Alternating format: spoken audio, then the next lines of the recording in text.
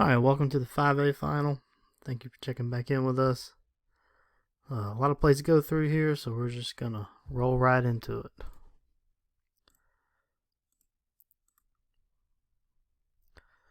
Alright, this is the opening kickoff. And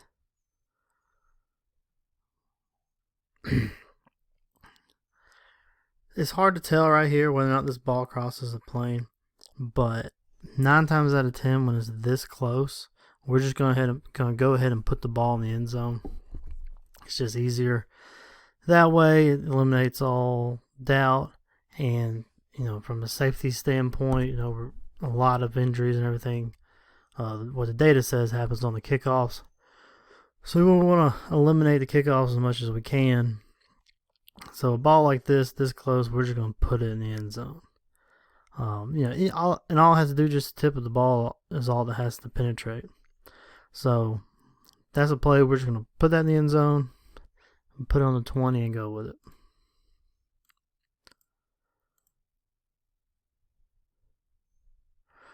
Alright, we got a few scrimmage kicks here. Good coverage by the deep there, making sure he maintains that cushion, coming back.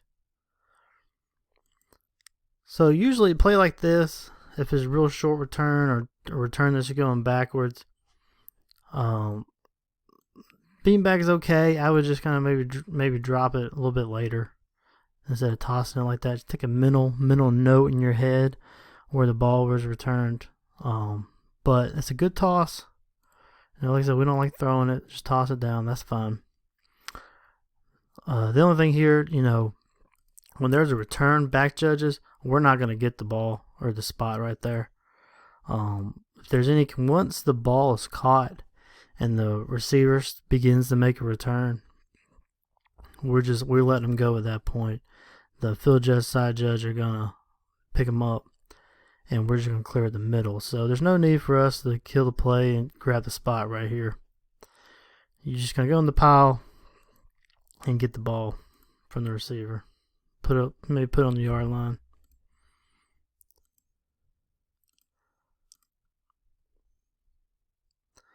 This play is going to be a great job by the deeps in getting to the goal line once it's threatened.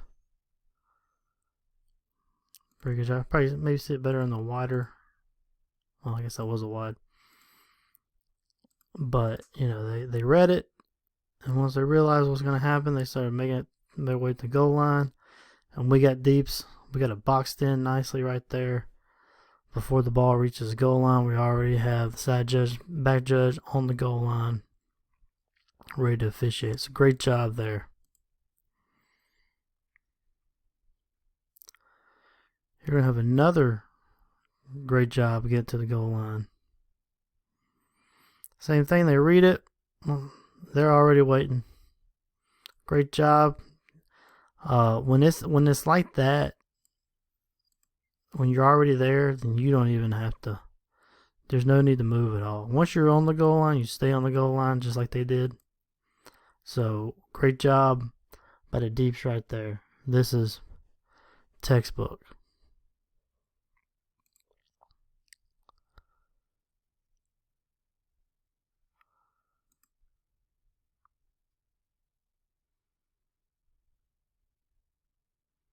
I think that's the same play.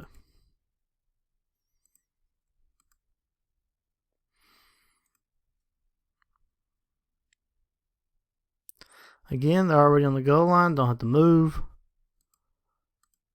And at that point, they've covered the goal line so well the whole game that there's no need to doubt anything right here. If that's what they got a touchback, that's what we're going with. He's perfectly positioned, both of them, where, that's going to be your side judge's call because the back judge got his back to it. But the side judge is already right there. He's looking down the line. He doesn't have to move because he's already been there. So, whatever he calls, I'm good with it because he's in perfect position. That's what we tell you. It's hard to argue what you saw if you're in perfect position to see it. So don't even need a replay on that one.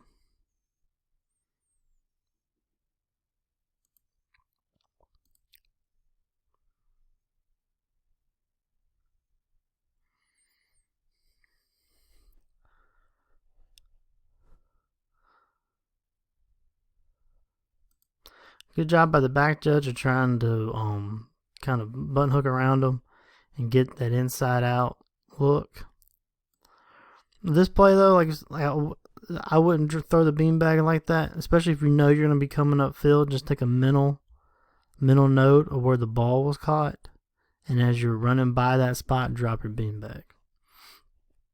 So because we just need that for a reference point in case we have a penalty. There's no hurry to get a beanbag down. Other than this, we got great reverse mechanics.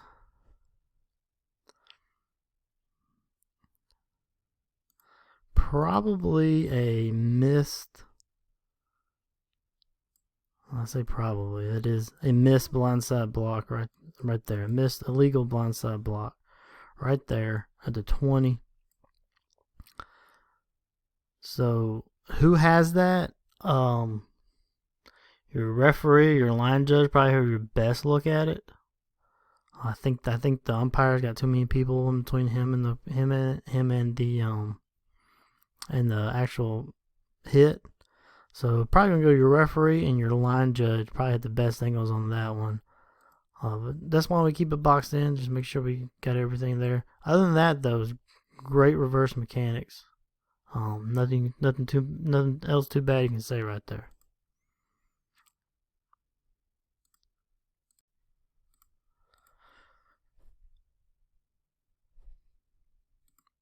We're gonna call a hold on number 34, and that's definitely there. That's what we want. It's point of attack, and he just reaches out, grabs him, and whips him around. So good call for a holding right there. Especially when they're right there, the point of attack, especially the hole they're coming in. That's what we're looking for. All right, this play. Watch this right guard.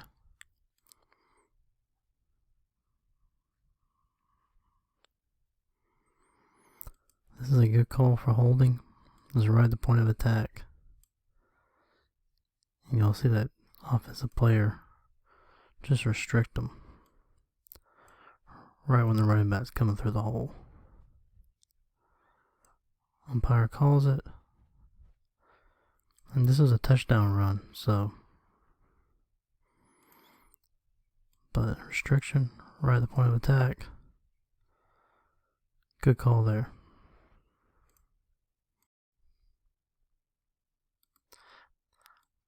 That is a hold right there. Point of attack, he's coming at the quarterback, and you see he's just got him by the inside of his jersey right there, and really just kind of controls him. And whips him around. So that's probably your referee. You can get that one. Maybe the line judge too. Primarily that's going to be your referee picking that one up.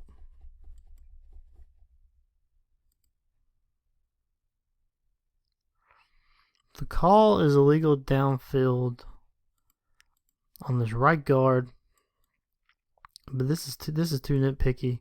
Remember, you get 3 yards. So that would be 1, 2, 3. So he would get really where the line the gain is.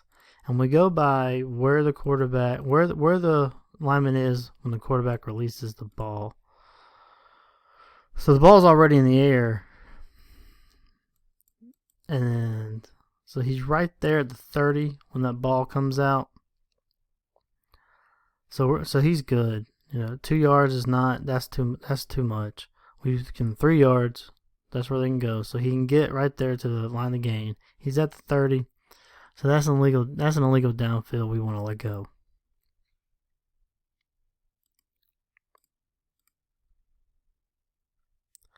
So here, block below the waist was the call. This is one of those that is tough because he just trips there.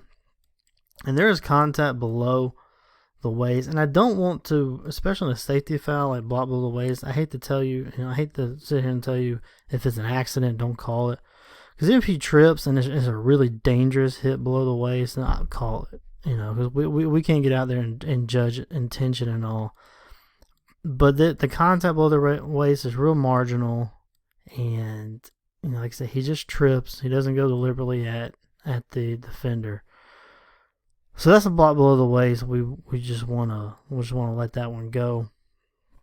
But again, I want to stress, if it's a really dangerous hit that really kind of puts the defender at risk, then whether it's intentional, he trips or not, then call that one.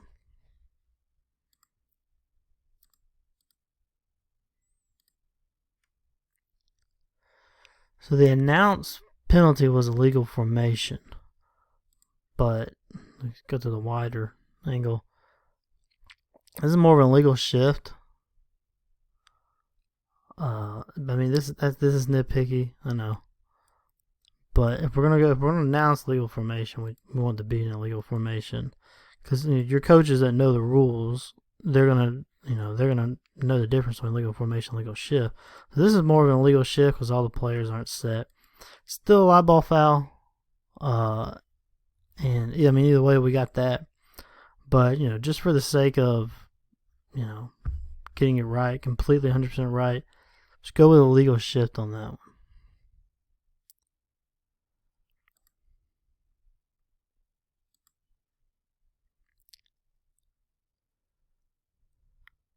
So we're looking at A13.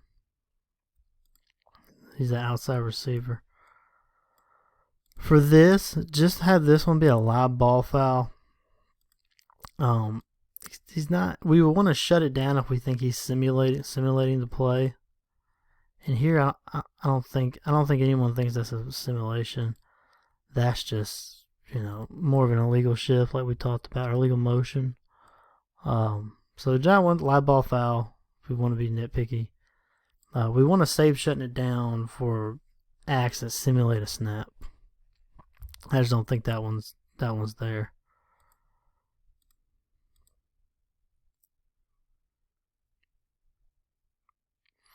Good work by the line judge here of getting behind the play and then using his beanbag to keep his spot to come in there and clean up what's going on. This is a great job by the line judge right here. Watch again. He gets behind the play so he can see everything, get out of harm's way. Takes a mental note of the spot, and when he realizes he's got to come in there, he just drops his beanbag so he can come in there and take care of what's going on. It's a great job by the line judge there. That's what we want from the wings. Stay behind the play, get out of harm's way, and then just use your beanbag to mark a spot if you got to break anything up.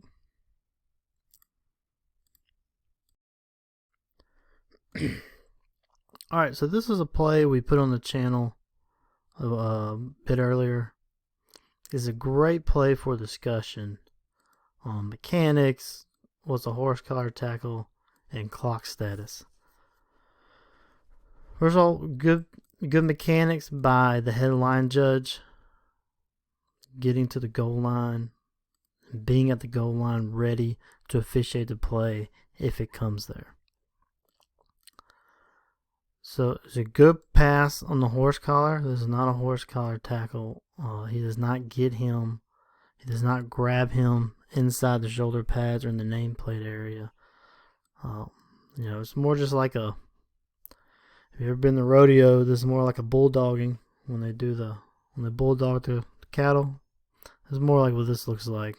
It would be a bad bulldogging, but it's still a bulldogging, kind of more like.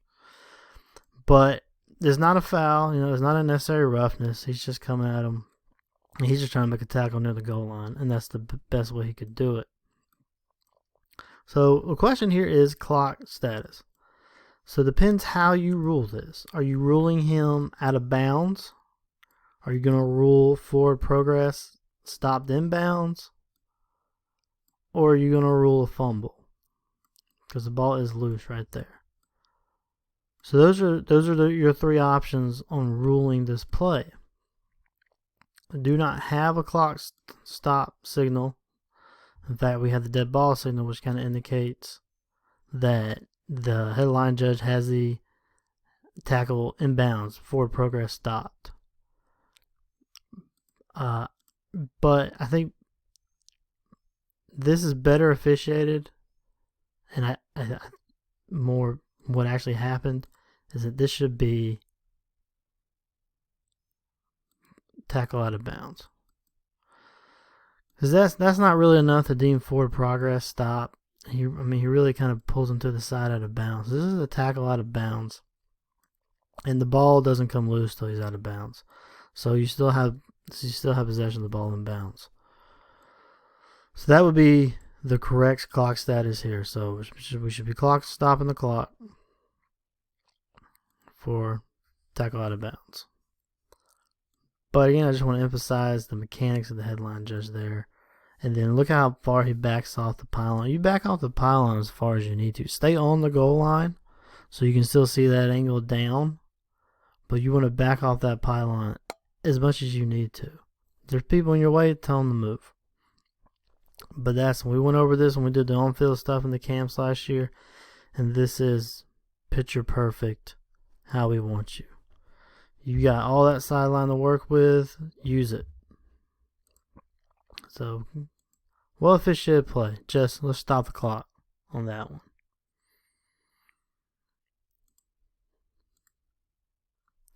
So let's count our backfield right now. You only have 4. The quarterback is one of them. So you got 1, 2, 3, and we got a guy in motion. He stays off the line. So this should have been a legal formation for 5 in the backfield. So you can see the snapshot at the snap. 1, 2, 3, 4. Quarterback is 5. So we missed it there. But, no, it happens. Alright, here's another play we had put on the YouTube channel earlier. This would be a catch and fumble. This is what is ruled on the field.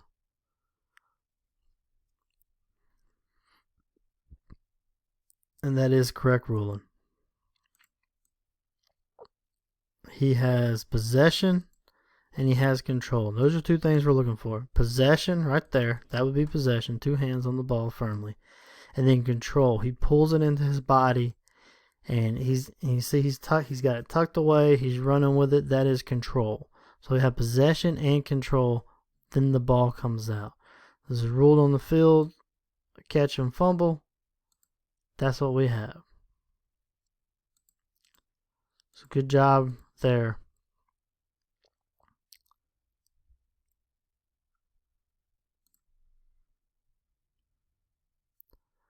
Can't remember if you get a better look at this from the end zone.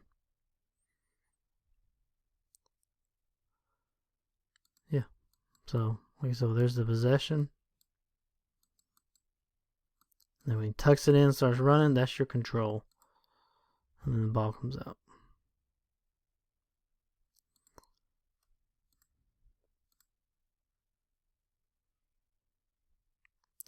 It's a good call on no late hit.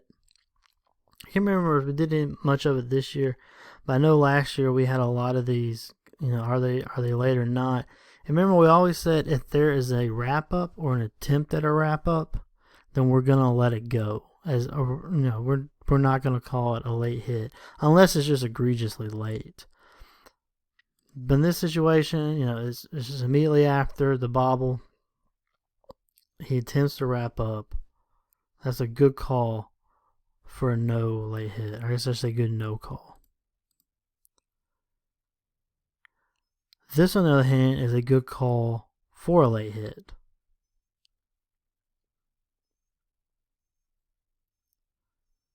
So he's well out of bounds. Already giving himself up, and then he's just going to run into him. He had enough time to let up. He chose not to. So that's a good call for a late hit. Good job, line judge there, getting up, flag in the air. Good call around. Two good calls there. One on a late hit, one on a not a late hit. This is the last one we're going to go over right now. There's another one we'll talk about in a later video. There's a good call here for incomplete pass. The arm was coming forward when the ball came out, so good call. The only thing I would say here is referees come in here really hard and sell this. I think the 4A final had an example. We had a play like this, and the referee really came in and sold it. That's what we want to see in this situation. But the call is right. And good job, this referee's call all the way. No one else can make this call. Like I said, just make sure you really come in hard and sell that. Alright, there's one more play I want to go over, but I'm actually going to do it in a later video. It involves a numbering exception, and we're going to do a more rules specific video on numbering exception, and I'm going to put that play in there. So that's it for this video, the 5A finals. The next video may be the 7A finals, just because I already have it loaded and ready to go, and I still gotta look at the 6A some. But either way, the next couple of weeks we'll get one of those finals out to you. Alright, so stay safe. Make sure you're staying away from the corona, and we will see you in a couple of weeks.